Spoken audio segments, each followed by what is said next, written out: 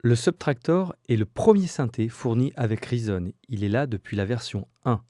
C'est un synthé de type Moog qui utilise la synthèse soustractive.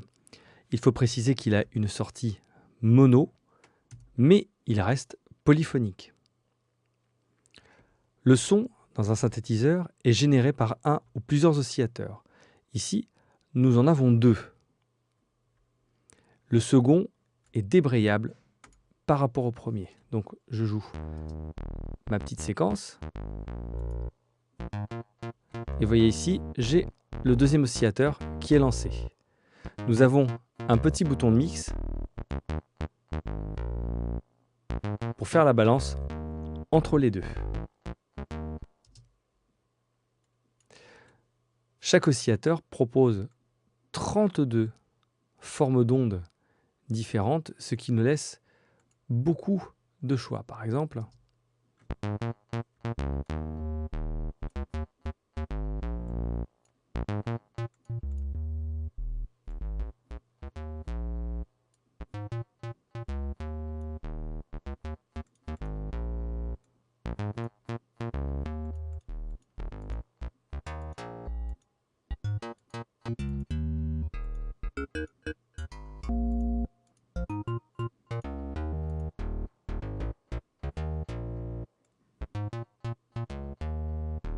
voilà, comme ça c'est pas mal.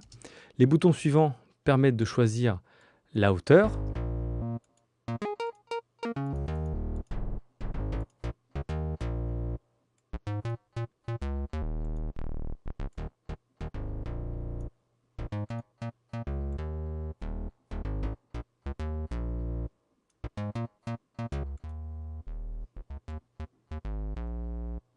Voilà. Ici, nous pouvons désaccorder d'un demi-ton et par centième de demi-ton. Et vous voyez déjà, rien qu'en choisissant et en mixant les deux premiers oscillateurs, j'obtiens une grande variété de tonalités.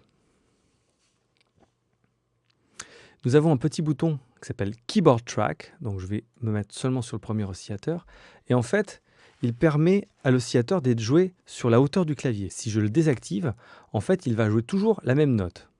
J'appuie sur Play.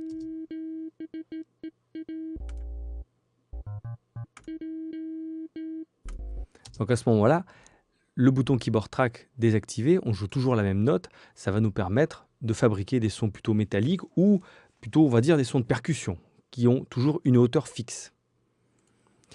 À cela, nous ajoutons un petit générateur de bruit qui, lui, est débrayable pour ajouter du bruit.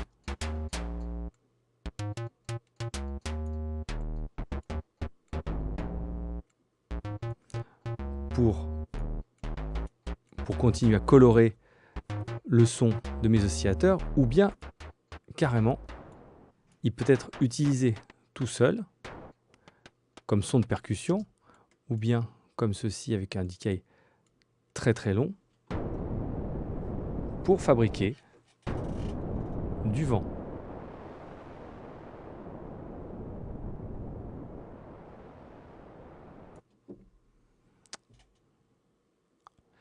Il faut savoir que le générateur de bruit est routé sur la sortie de l'oscillateur 2, donc comme ici, je l'utilise à la place pour moduler l'oscillateur 1. Donc on écoute.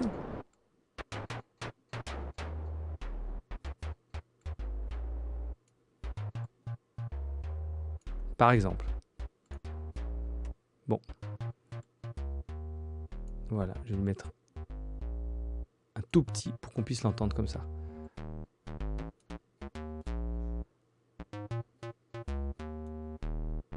Voilà, pour créer ceci. Chose très importante, ici, nous avons deux boutons pour décaler la phase de chaque oscillateur. En fait, ce qui va se passer, c'est que Subtractor crée une seconde forme d'onde et la décale d'une certaine distance en tournant le bouton phase. On peut la soustraire ou la multiplier. 0, en fait, ne change rien du tout. Par exemple, si je mets le mix seulement sur le premier oscillateur, je reste sur 0. Et vous voyez, je tourne la phase, il ne se passe rien. Par contre, je clique mode multiplieur. On change quand même beaucoup de choses au niveau du son.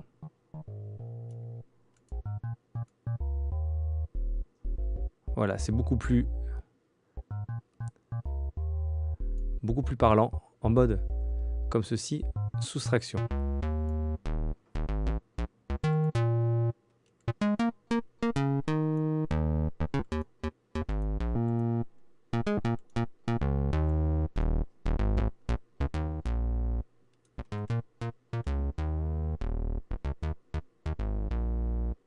Voilà, en décalant les deux phases, en fait, je crée un effet d'épaississement de mon son.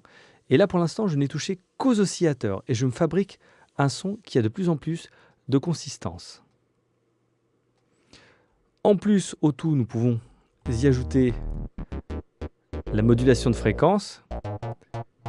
En fait, en modulation de fréquence, la fréquence de l'un des deux oscillateurs appelé la porteuse, ici ce sera l'oscillateur 1, est modulée par un second oscillateur appelé le modulateur, qui est l'oscillateur 2. Donc je peux créer des effets, et à tout ça, je peux ajouter un modulateur en anneau. Bon, pour l'instant je vais mettre un tout petit peu de... Non, je ne mets pas du tout.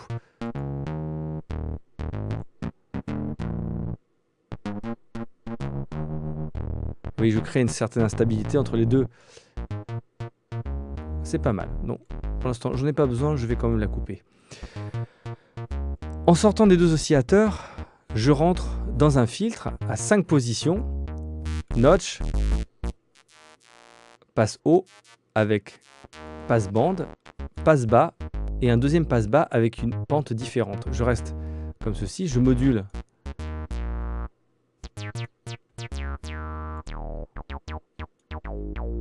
mon filtre et vous voyez que je crée quand même tout un tas de choses. Ce filtre est modulé par une enveloppe de type ADSR. Donc quand je la module légèrement,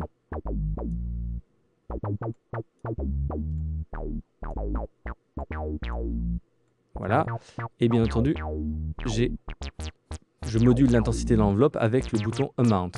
J'ai un bouton aussi pour inverser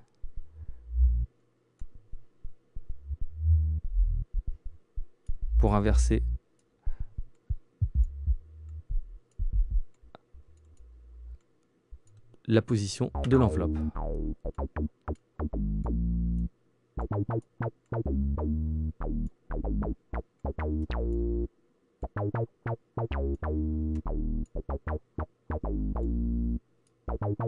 Voilà, ça c'est pas mal comme ça.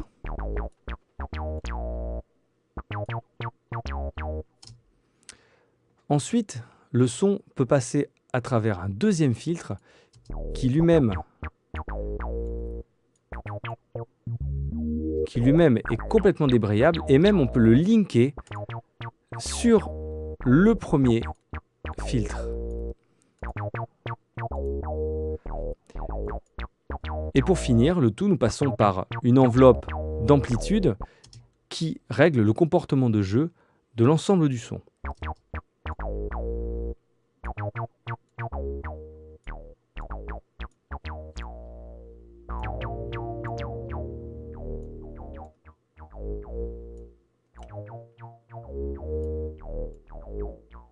Comme ceci. Mais bon, j'ai pas besoin, je vais réinitialiser les paramètres. Voilà. Et pour finir, nous avons un bouton de volume général.